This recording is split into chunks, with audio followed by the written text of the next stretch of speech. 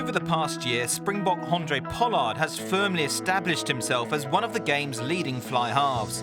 It's been a meteoric rise for the 21-year-old, who first came to prominence at the 2012 Junior World Championship. I feel personally it's probably one of the best examples of how you can get through the structures from junior rugby at the Blue Bulls, go through and then to the Junior World Cups and then to play for the Springboks and then to the World Cup. So I basically went through every step there is to getting to where I am today. And I've learned something different from every one of those steps. So it was fast, but if you keep your head and you keep focus, it's actually not that hard.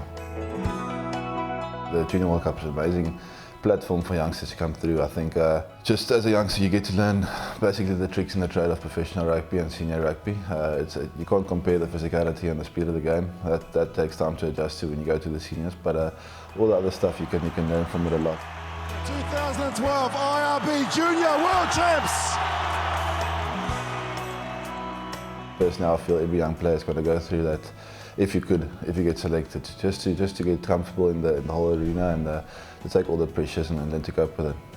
After we lost the final to England, in the 20s, they said, listen, you got to fly to Port Elizabeth, you're making your test match debut this Saturday. So it wasn't a lot of time to think about it actually. We went quite fast, and yeah, of course I knew this is my opportunity. You don't get a lot of opportunities to play for the Springboks, and if you get it, you got to prove how much you want it. And luckily it all went well for me, and then of course the coach backed me a couple of times after that, so I'm very thankful for that. And having impressed in his debut against Scotland, Pollard was soon facing the world's best in the Rugby Championship. We started off quite badly.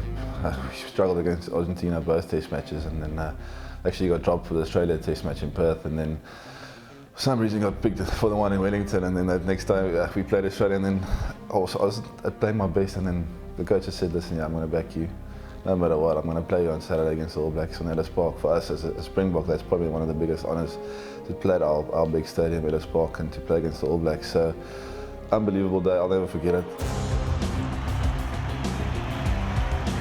Getting to beat the All Blacks in Handre Pollard, scoring a couple of tries as well made it a bit better, but it was a great feeling to have the backing of the coach and just to go out and express myself.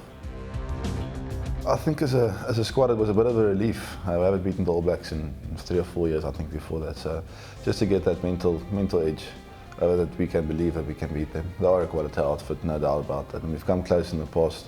Even the last 4 test matches, I think it's been closer than 7 points each time. So it's always a close game, but just that belief, I think that belief that we can beat the All Blacks was the main thing. Of course, it's a boyhood dream of mine to just play for the Springboks, and even now I still don't feel comfortable, but feel that I've got to prove myself every single time. We've got some great flaws in Pat. Mona's probably finishing now, but there's still Johan Goos, and then there's going to be young guys coming through, just like myself. So you got to go out every week and just prove yourself and try to cement yourself in the team.